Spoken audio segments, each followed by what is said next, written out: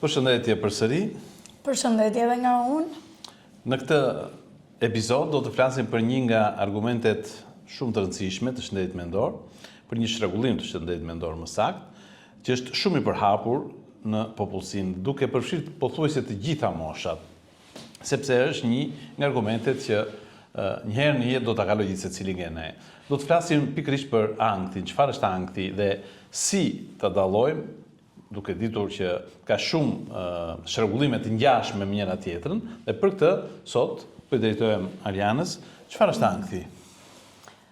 Në fakt nuk ka një kufizim për ankthin, sepse për nga reagimet tona që janë të një game të madhe emocionale, të ndryshimeve që ne kemi me njëri tjetrin, por dhe të rrethanave me të cilën përballemi me ankthin, nuk mund t'i vëmë një përkufizim, por me bindje sot themi që është një problem i epokës, i kohës kur ne po jetojmë, për shkak të ndryshimeve shumë të mëdha që kanë ardhur, për shkak të gjithë angazhimeve, streseve të përditshme, ndryshimeve të ambientit dhe kohrave moderne që kanë prur qoftë për nga raportet ndërpersonale, për nga raporte në lidhje me stresin në punë, me marrëdhëniet familjare, në marrëdhëniet shoqërore, dhe teknologjia është një gjë tjetër. Pra, gjithë çfarë koha ka prur tani, ka rritur stresin, sepse stresi është një koncept tjetër, që përshkallëzohet duke e çuar personin deri në ankth. Kanë lidhje ankthi, stresi, depresioni, fobit. Të gjitha janë varianti njëri tjetrit. Nëse flasim për stres, është për çfarë ne rrisim në nivelin ton të adrenalinës përballë përgjegjësive tona, përballë objektivave tona, ndërkohë që kur ky stres përshkallëzohet, atëherë kalohet në ankth. Dhe ankthi është një frikë virtuale, pra ne nuk kemi një subjekt apo objekt të cilin e kemi përballë siç tek fobit specifike ndaj gjarprit, qenit etj. E kemi këtë. Ankthi është virtual, pra ne kemi frikë se mos këto reagimet tona nuk do ta përballojnë këtë sfidën që po vjen. Prandaj futemi në ankth. Dhe ky ankth mund të bëhet kronik, nëse zgjat në kohë. Patjetër, por është një reagim emocional i cili mund të fillojë me shenja të vogla dhe mund të përshkallëzohet në problematika që ndonjëherë na ndërhyn në mirë funksionimin ton dhe na prishin gjithë aktivitetin ton ditor e në fund të fundit na ndikojnë cilësinë e jetës. Ankthi ka variante nga më të ndryshmet. Edhe një pyetje doktoresh, tham që lidhja ankthi, stresi, depresioni, po për gjumin na ndikon në cilësinë e gjumit? Patjetër që po. Është një nga çrregullimet që lidhet, po dhe gjumi do jetë një temë vete, është pula vezën apo veza pulën. Pra është një nga simptomat e ankthit, çrregullimet e gjumit, por nga ana tjetër vetë çrregullimet e gjumit mund të çojnë në një problematik të lidhur me ankthin. Kështu që nuk është vetëm gjumi një problem që është pjesë e ankthit. Ankthi mund të jetë nga një merak i shtuar për çfarë më mpihet dora, më dhëm koka, jam e kputur, më mbahet fryma, kam rrafje të shpeshta të zemrës, kam një maramendje. Çfarë po ndodh me zemrën, çfarë po ndodh me frymarrjen? Meraqet që shumë shpesh një person e çojnë dhe drejtojnë tek mjek të ndryshëm, të cilët pavarësisht ekzaminimeve që japim, pavarësisht çfarë mbledhin shenja për t'i kategorizuar në ndonjë problematik, nuk përfundohet në një diagnozë dhe i drejtojnë përgjithsisht tek çrregullimet e ankthit dhe i drejtojnë te një specialist. Mendoj që kjo ka të bëjë më shumë edhe me ankthi në kuptimin e somatizimit ose është një lloj ankthi, po. Unë sot po tentoja të flisja në përgjithësi për disa shenja të ankthit dhe pastaj do t'i marrim një nga një të gjitha, Siç ka ankth për shembull që shfaqet me urinim shumë të shpesht, me diare të shtuar, dhe nuk gjendet dhe nuk izolohet asnjë shkaktar. Që askujt nuk mund të shkojë në mendje edhe nga vetë profesionistët, mjekët, që një diare mund të jetë nga ankthi ose e kundërta, kështu që është shumë e rëndësishme të sqarojmë këto shenjë të identifikohen. Patjetër nuk duhen neglizhuar, duhet patjetër që ky pacient nga mjeku i familjes të ekzaminohet për sa i përket çfarë problematikash paralele mund të kenë simptomatika të tilla të ankthit me ato organike. Dhe kjo është diagnoza diferenciale. Por përgjithsisht personat e lidhin me një ngjarje apo me një situatë e cila duket sikur është pika që ka derdhur gotën e tyre. Gjithmonë reagimet ndaj stresorëve për t'i çuar personat në ankth janë nga më të ndryshëm.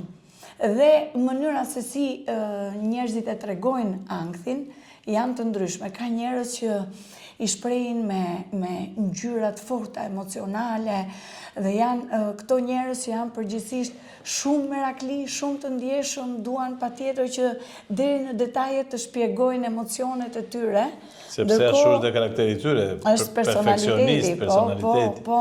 Ndërkohë që ka të tjerë, të cilët janë më racional, edhe në tregimin që ato bëjnë për shenjat e ankthit, janë munduar që t'i japin kuptimin e tyre, po pavarësisht kësaj, ankthi i tyre ka përshkallëzuar dhe i ka krijuar mjaft problematika, dhe më së shumti të lidhura me shenjat fizike, të cilat ato nuk i tolerojnë dot më, të tipit për shembull çrregullime të gjumit, që bëhen shumë probleme, ato që para tham, çrregullime të oreksit. Të përqendrimit. Pra, personi ka rënje në peshë, ndonjëherë ha tepër për të mbushur atë boshllëkun që krijon ankthi, të përqendrimit, sepse performanca në punë të kërkon një përqendrim, një studenti përqendrimi i duhet për të çuar përpara studimet.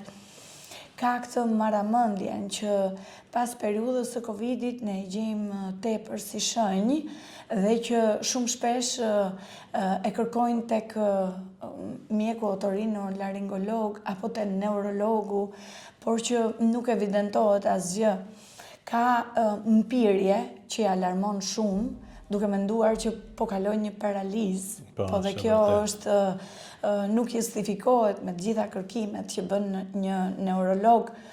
Ka pastaj probleme që kapin stomakun, sepse dhe stomaku edhe gjithë trakti i tretjes duket si një truri i dytë në organizëm, ku sistemi nervor përpiqet të shkarkojë valvulat e veta dhe t'japi një sinjal që nuk po është i qetë, për të shkuar pra tek ankthi me shenja psikologjike, ku personi mendon që do humbi kontrollin ndaj realitetit, që do të çmendet, që disa herë ka dhe mendime apo ide të cilat pavarësisht që i bën kritikën atyre, i qëndrojnë në kokë gjatë gjithë kohës, duke i analizuar, duke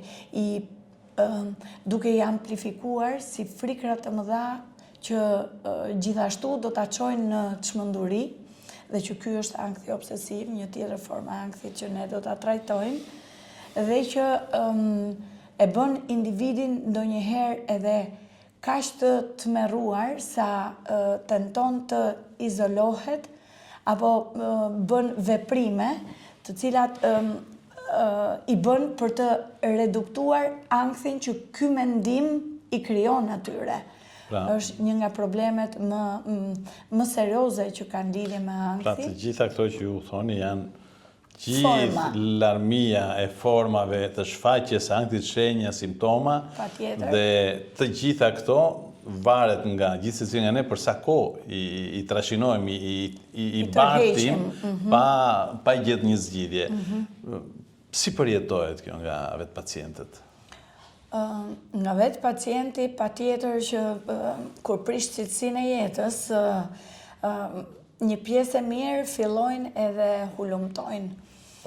Teknologjia sot vërtet ndihmon për të gjetur deri diku si mund të quhet kjo lloj problematike dhe t'i japi kuptim vet personi shqetësimeve që ai ka, por ka forma të tilla siç unë po tregoja ata ankthit obsesiv apo vetë ataku të panikut, për shembull, që këtë person e çon në urgjencë me alarme shumë të mëdha që ai po humbet jetën edhe derisa të shkojë atje dhe të monitorohet i gjithë shqetësimi i tij për të dalë në përfundimin që nuk ka asgjë, po është vetëm një atak paniku, e vën në pikpyetje ekzistencën. Pra ai mendon që është duke vdekur ndërkohë. Pa, jetë shumë pra, keq. Përjetohet është një nga përjetimet më të mëshme dhe që bashkangjitur dhe me këtë që thash më përpara të ankthit obsesiv janë dy nga ankthet që vërtet e traumatizojnë shumë pacientin dhe janë këto dy lloja ankthesh që pacienti sido që të vi puna nuk mbetet pa ardhur dhe pa e kërkuar ndihmën, siç për shembull ky ankthi somatizuar që ne parafolëm e tërheq me vite të tëra pacientin në kërkim të persekutorit që ky pacient kërkon me anë të ekzaminimeve, me anë të skanerave. Edhe të përsëritura shumë herë. Të përsëritura dhe në dyshimin e vetë që filan mjek nuk më kushtoj vëmendje. Këtë analizë nuk e bën mirë, se ai laboratori nuk është i mirë, se përgjigja e skanerit duhet vënë në dyshim se dhimbja e tij është persistente dhe kjo dhimbje Mirë është t'i bësh në dy vende për t'i konfrontuar. Pastaj i bashkohet dhe doktor Google-i që vazhdon dhe i disorienton, domethënë me çfarë shenjash ata përqendrohen dhe i grupojnë për të gjetur një sëmundje dhe jo këtë ankthin e somatizuar. Është i treti në radhë që i torturon pacientët pa gjetur atë arsyen e vërtet për të ardhur te mjeku. Në këtë rast nuk janë vetëm pacientët, por janë dhe gjithë familjarët që përjetojnë situata kaq të frikshme ose interpretime ndryshme që i ndjekin nga mbas për çfarëdo lloj analize, ekzaminimi, deri dhe siç e kemi parë, qoftë në urgjencë, qoftë ky vjen gjithmonë të shoqëruar nga familjarët që janë shumë të shqetësuar se mos i ndodh gjë dhe kur rrugës duke ardhur për në spital ose për tek mjeku. Po të shqetësuar edhe për të plotësuar çfarë shenjash mund të harrojë ky personi, sepse ata vetë duan, pacienti vetë do t'i tregojë deri në detaje problemet e veta, po ndonjëherë e merr për siguri edhe familjarin që ai të plotësojë të gjithë kuadrin. Hiperbolizon diçka më shumë tek simptomatologjia që është. Ka të tjerë pastaj që vinë edhe me shënime, domethënë që duan të sigurohen që t'i kanë thënë deri në fund këtë lloj problemesh. Ndoshta edhe ditën dhe orën kur i ka ndodhur. Megjithatë kuptohet meraku i tyre, sepse ankthi i ndodh patjetër personave që janë përgjithsisht shumë të ndjeshëm, personave që janë shumë strikt, shumë merakli për gjërat, që janë shumë të përgjegjshëm për çfarë duhet t'i çojnë gjërat përpara, që kanë shumë sedër, që analizojnë në detaje, jo vetëm problematikën e tyre, po analizojnë në detaje dhe detyrën që u jepet. Dhe unë shpeshherë them sa shumë njerëz të mirë pas kjo botë, domethënë, të cilët vinë dhe përjetojnë gjendjet e ankthit dhe i referojnë, dhe është ajo që unë gjithmonë e them që punoj me njerëzit më të mirë të botës, sepse pikërisht ata janë shumë të ndjeshëm dhe më shumë të mirë se ç'duhet. A mund t'u japim një lajm pozitiv këtyre pacientëve, njerëzve të shqetësuar që ankthi nuk është rrezik jete? Asnjëherë. Sidomos kur i ke bërë dhe analizat një herë, dy herë dhe s'ka dalë asnjë gjë, je akoma më i sigurt që nuk ka asnjë rrezik jete. Kështu që ka shkatrim të cilësisë jetës nëse ajo mbartet sa më gjatë. Dhe këtu është ajo çka ne themi gjithmonë. Domethënë, pavarësisht që ankthi është një problem i kudo gjetur, pavarësisht që ankthi nuk riskon jetën, nuk ka pse të mos shkohet për të kërkuar ndihmë për ankthin, sepse në fund të fundit një ditë në kalendar nuk është vetëm një datë. Ja, vërtet. Ajo griset dhe një datë nuk të vjen më në jetën tënde. Nëse ka diçka që mund të të ndihmoj, nisur që nga një këshillim, nisur që nga një psikoterapi. Dhe kjo në fazat kur ankthi sapo ka filluar dhe që mund të kapet në fillimet e veta për t'u ndihmuar me këto lloj ndërhyrjesh. Është më e thjeshtë. Dhe pastaj pa paragjykim edhe për të marrë një medikament, sepse nëse të prishen gjumi, oreksi, nëse ankthi fillon të bëhet fizik, sigurisht që duhen familjare, shoqërore. Patjetër, sigurisht që duhet të rivendosur ai ekuilibër fiziologjik për cilin ka medikamente që kontribojnë. Kështu që gjithmonë është ajo thirrja që si çdo problematik, nëse kapet më shpejt, edhe shkurtohet koha e vuajtjes, po dhe ndërhyrja bëhet më e shpejtë dhe koha e trajtimit është më minimale. Eksakt. Kështu që besoj deri këtu në episodin e sotëm jemi okay. E cekëm, vetëm e cekëm problemin e ankthit, por që patjetër është duhen minuta të tëra që ne do flasim edhe për ta specifikuar si problematik, por edhe për të parë çfarë lloj ndërhyrjesh më specifike bëhen për lloje të veçanta të ankthit. Patjetër do t'i diskutojmë. Do t'i trajtojmë, patjetër. I përshëndesim për sot. Patjetër, sot nuk kemi barcalet për ju, por kjo nuk do të thotë që mos na ndiqni, se nuk është ky qëllimi ynë. Faleminderit gjithmonë për vëmendjen. Faleminderit.